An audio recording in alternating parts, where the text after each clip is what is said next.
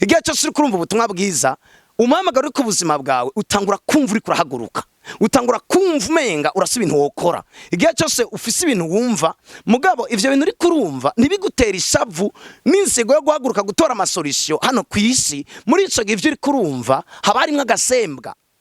Utegereza kuba certain igihe cyose kurumva ubutumwa bwiza. Ndabisubiramo, ubutumwa bwiza ingene bumeze, Petero agumya bwumva, Yesu akagenda aguma yumva umenga arasa ibintu yoja kugira muri acte. Imana kimwe cyane. Uyu munsi niba maze le 3 le 4 imyaka 2 ndi mwishengero ndiko ndumva message, mugabo iyo message ndiko ndumva nimagurutsemwe gutora amasolisyo y'ibibazo biri hano ku isi. Muri ico gihe haba hari ikibazo gikomeye cyane. Mbega ivyo bintu ndiko ndumva ni biki?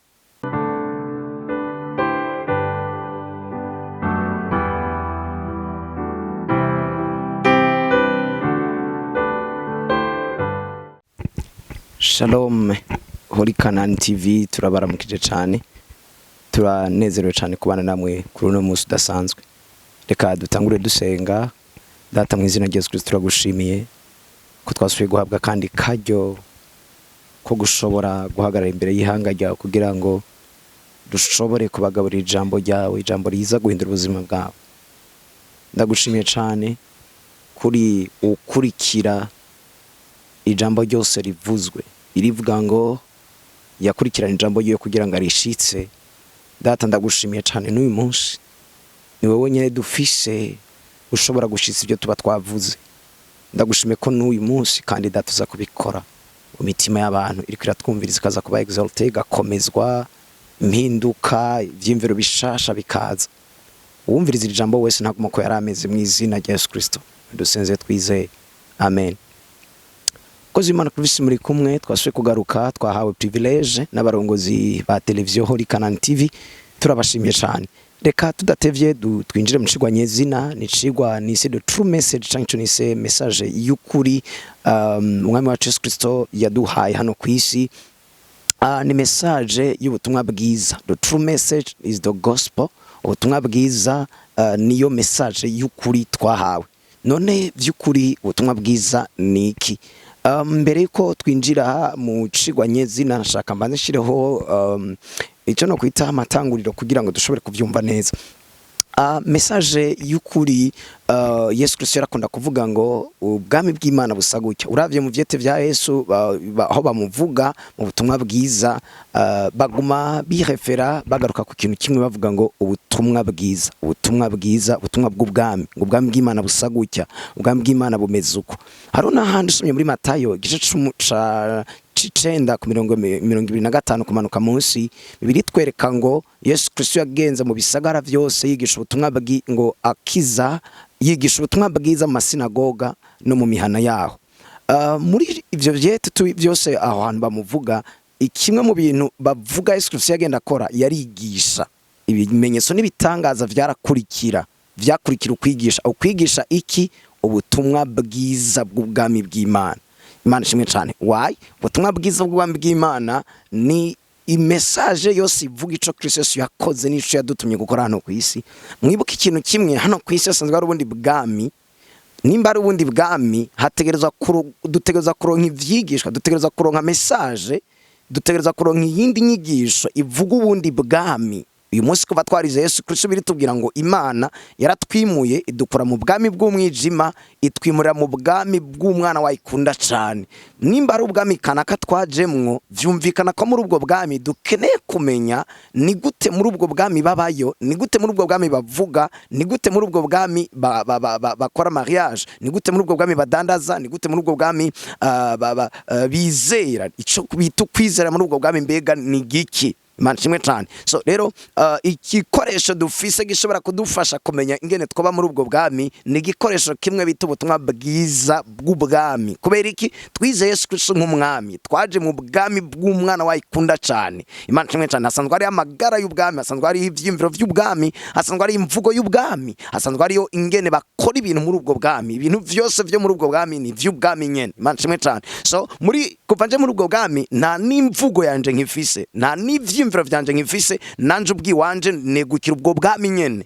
Nimba negukira ubwo bwami ndakeneye kumenya ni gute negukira ubwo bwami, mbega ubwami bwashaka iki kugira ngo negukire ubwo bwami. Imana ishimwe cyane. Iyo bija hose kuba uyu munsi Imana yaratuzanye mu bwami bwayo yari ifise ikintu irondera. Imana ishimwe cyane. Narababwiye mu vyigwa vyaheze ndababwira ngo icatumye Imana idukura ko ico no kwita uburemerezi bw'ivyaha, icatumye Imana twiyegereza hafi katwitwa abana bayo, imose twitwa abana b'Imana. Imana ishimwe cyane. Twimukiye mu bwami bw'Imana. Narababwiye ngo igikorwa gikomeye cyane umuhezagira utindi mihezagiro yose ni reconciliation, kuba Imana yaratwiyujuje ko. Imana ishimwe cyane. Imaze kutwizuza ko itwiyegereje hafi. Muga imaze kutwiyegereza hafi yari ifise ikintu ishaka kudukoresha. Imana ishimwe cyane. Hari igikorwa Imana yashaka gukora kubera tuzanye hafi. Umunsi twitwa abana b'Imana, turi mu bwami bw'Imana. Rero tudatevye reka ducemwo gato turabe mu vyandiko bimwe bimwe. Abigaratiya igice ca mbere murongo wa 6 Bibiliya iravuga ikintu gikomeye cyane. Umukozi w'Imana Paul yakora avuga ngo ndatangajwe nuko muriko murareka vuba mutyo yabahamagaye kubwo ubuntu bwayo, ubuntu bwa Kristo, mukemera ubutumwa bunyuranye n'ubwo kandi atabundi buriho. Ariko hariho abantu babahagarika imitima bagomba guhindura ukundi ubutumwa bwa Kristo. Ariko naho yoba ari twebwe canke umumarayika avuye mu ijuru ababarira ubutumwa bunyuranye nubwo twababariye arakavumwa. Imana ishimwe cyane. Murumva ko premièrement hari hasanzwe ari ubundi butumwa bwari bwaravuzwe. Mwibuke Paul n'umuntu yahuye na Kristo, Bibiliya iratubwira imyaka amaze muri Arabiya kwingana kugira ngo ashobore guhishurirwa ico bita ubutumwa bwiza. Ubutumwa bwiza si ibintu twiga muri theology. Le theology amatheology aradufasha. Mugabo ubutumwa bwiza ni ihishurwa rya Kristo kuko the gospel is Christ revealed.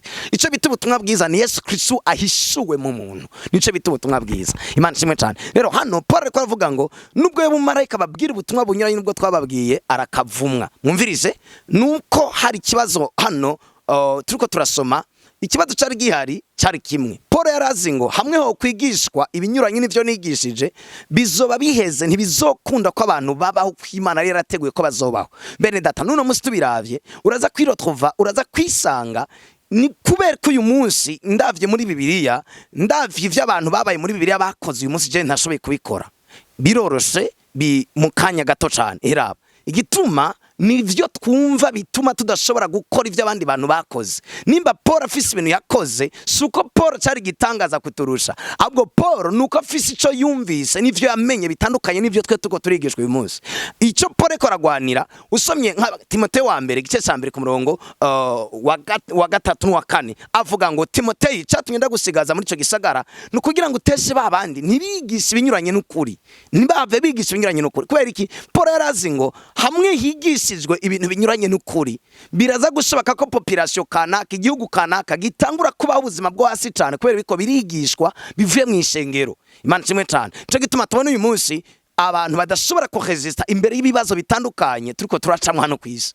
Imana ishimwe cyane. Ici Imana yari yadutumye hano kwisi mucibuke. Imana ivuga ngo turemo umuntu mwishusho yacu ase natwe ashobore kuganza nkuko natwe tuganje, aturepresenta duserukire. Mugabo uyu munsi vyankiye kuvyo twumva. Raba Petero na Yohana muri acte, raba ivyo bakoze vyari bivuye kuvyo bumvise. Imyaka 3 yose bamaze, Bibiliya tubwira ngo bayimaze bumva ico bita the true gospel of the kingdom. Bayimaze bumva ubutumwa bwiza bw'ubwami bw'Imana. Nigiki cyamutuma Petero adafise ingorane y'urupfu, adatinya ivyo abami bakomeye bo muri ico gihe? Ndabikubwira nuko Petero agitangura muri ministère yabwiwe ikintu kimwe muri ministère ya Yesu. Yamubwiye ngo follow me, I will make you fisher of men. Nkurikira nzokugira umurovyi w'abantu. Petero akurikiye Yesu kugira ngo azogira abandi abarovyi, azocika umurovyi w'abantu. Mwumvirize neza biri clair. Motivation ya Petero mu mutima wiwe nta kindi kintu cyariyo. Musi umwe yarigeze kubwira Yesu ati none ho twakagukurikiye uzoduhike. Mwumvirize Petero aratanguye kwa avansa za message vya vyigishwa twumva no munsi bihagaze ku vy'umubiri. Imana kimwe cyane. Yesu caramubwira ati Petero sivyo turimwo, turi mu vy'ubwami butaboneka, turi mu vy'ubwami bw'Imana, mugabo ushobora gutuma ibiboneka navyo bigira ubuzima. Imana kimwe cyane. Petero mu muri ntango yiwe ntiyakurikiye Yesu kubera ibintu kanaka zoronka, yakurikiye Yesu kugira ngo amugire. Muri le 3 imyaka 3 yamaze akurikira kwara kugira ngo yige ashobore gutahura ingene azoshobora kuroba abantu. Nico gituma muri acte tuca tumubona icyo ariko arakora yagumye aja kuroba abantu nyene. Kubera iki? Muri ministeri Yesu mu ntango nivyo yabwiwe. Myaka 3 yose yaheze abwirwa ivyo vyo kuroba abantu gusa. Imana ishimwe cyane. Hallelujah. The true gospel of the kingdom, ubutumwa bwiza bw'ubwami bw'Imana, ni message yose igumi kubwira icyo Kristo yakoze n'icyo yagutumye gukora.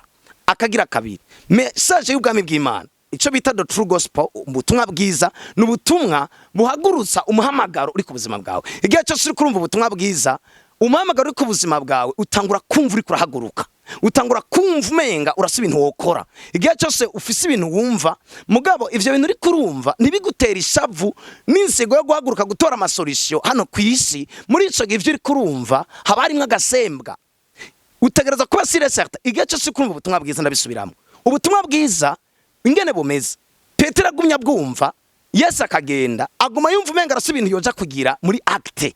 Imana kimwe cyane. Uyu munsi niba maze les 3 ans, les 4 ans, imyaka 2 ndi mwishengero ndiko ndumva message. Mugabo iyo message ndiko ndumva nimagurutse mwe gutora amasolution y'ibibazo biri hano kwisi. Muri ico gihe haba hari ikibazo gikomeye cyane. Mbega ivyo bintu ndiko ndumva ni biki? Imana kimwe cyane. Hari ikibazo ko je ntari umwizigirwa ko vyo ariko baranyigisha, canke hari ikibazo ko ivyo ndiko ndumva bishobora kuba birimwe agasembwa. Ndabisubiramwe ibintu bibiri. Muri ico gihe ndiko ndumva ubutumwa bwiza. Maze imyaka nkijijwe ndi mwishengero. Mugabo niro twuva nta solution nimwe nshobaye gutora. Kubera icyari cyatumye Imana ire mu muntu. Kwa ko Bibiri ivuga ngo Imana muri mwishusho yayo. Ase nayo akore nkawe, abeho nkawe. Imana kimwe cyane. Imana yipfuza umuntu avuga nkayo. Situation zo mu Burundi zonyene sinshobaye kuvuga nk'Imana. Situation zo mu rugo rwanje sinshobaye kuvuga nk'Imana. Yeti ndi mwishengero ndiko ndumva ubutumwa bwiza. Mu masituation y'ivyingwara sinshobaye gutorera umuti n'umutwe. Yeti ndi mwishengero ndiko ndumva ubutumwa ico bitanga ubutumwa bwiza. Ndi umunyarusaku mu rusaku. Imana kimwe cyane. Mu makritike mba ndimwo. Yeti ndi umwana w'Imana ndi chaque dimanche ndi no mu bikogwa. Mutuntu twese tutameze neza mba ndimwo. Mugabo ndiko ndumva ubutumwa bwiza. Est-ce que réellement ivyo bintu ndiko ndumva indani n'ubutumwa bwiza bw'ubwami? Nico gituma rero Paul hano yagwana akavuga ngo nubwo yabo mu marayika bigisa ibinyuranye n'ivyo twavuze arakavumwa. Imana kimwe cyane. Kubera iki yagwana? Yaragwana ngo ntihigishwe ibintu by'umubiri bituma umubiri ari ushigwa hejuru. Yagwana kugira ngo higishwe ubutumwa bwiza, kuko igihe cyose higishijwe ubutumwa bwiza bica bishura ubwami bw'Imana, bica bishura Kristo. Kristo amaze guhishurwa muri ico gihe bene data amasituation yabuno bugingo nta nimwe ishobora kugutsinda. Bibiri ivuga ngo ubutumwa bwiza n'ubushobozi bw'Imana buzanira wizera bene data. Ubutumwa bwiza mwani majambo nano ariko arigishwa ico Kristo yatugize nico yifuza ko dukora. Message yose iteruza kuza centre yayo ari cyo Kristo yakoze n'iki Imana yifuza kudukoresha muri inose. Bene data ndabarahiye nta kintu na kimwe gishobora kuduhagarara imbere. Na situation nimwe hagarara imbere ya Paul canke Petero. Numubwira ivyo gupfira Yerusalemu, numubwira ivyo gubura ubuzima bwiwe, yumva umenga ntaco bimaze. Nigiki cyamugize gutyo? Nivyo yamaze imyaka n'imyaka yumva. Niyigeze n'umushinwa yumva ibintu binyuranye n'ivyo ubwami bw'Imana. Imana kimwe cyane. Bene data nimurabe abarabarovyo bagejeje ubutumwa bwiza. Nimurabe barabatoza kori yo bagejeje ubutumwa bwiza. Nikiki gituma uyu munsi maze imyaka 3 ndiko ndumva ibintu bidashobora gutuma n'umutwe ndawuhagarika. Bidashobora gutuma nshobora gutorera amasolution generation yiwanje. Nikiki gituma nibiki ndiko ndumva bituma n'ikibazo mfise mu by'ubutunzi bwanje ntashobora kugitorera umuti. Birivuga ngo mwemera niyaza niwazobabigira niwazobigisha. Mbwa mwibuke ni mwe mu bwami bw'Imana. Igituma ndashobora kukubwira ikintu na kimwe ni kubera ivyo wumva ari binyamubiri. Ntashobora kuza guhishura ivy'umubiri, aza guhishura ivy'ubwami bw'Imana mu mubiri. Aza kukwigisha business muri uwo mubiri, mugabo business y'inyungu z'ubwami bw'Imana. Aza kukwigisha ngene kuba karujya rugo kubera azi kuri motive no kugira ngo ubwami bw'Imana bumenyekane muri rujya rugo. Hari ingwano y'ubwami bubiri hano kwisi, ubwami bw'umwijima n'ubwami bw'umuco. Imana simwe cyane. The true message ni message hishura ichi Imana yatugize muri Kristo Yesu. Nico yadutumye gukora muri Kristo Yesu. Haleluya. Ndata mu izina rya Yesu ndagushimiye cyane. Ndaguhezagiye ku vyumviro bizima wa muri kuratanga. Amatwi y'abantu yamayiteguye kutwumva kuko niwe wabaremye, niwe wabakoze, niwe wabatumye hano kwisi. Ibi vyigwa ni message iri kurahishura izina ryawe. Ndagushimiye cyane kubwo ubutumwa bwiza bw'ubwami bw'Imana. Nta muntu numwe ariko natwumviriza ashobora kugumaho yarari. Data mu izina rya Yesu Kristo imitima y'abantu iraba restaurer irakomezwa. hama ivyimviro vyawe n'ivyifuza gukoresha abantu bishobore kuba revere mu izina rya Yesu Kristo no dusenze kandi twizeye. Amen.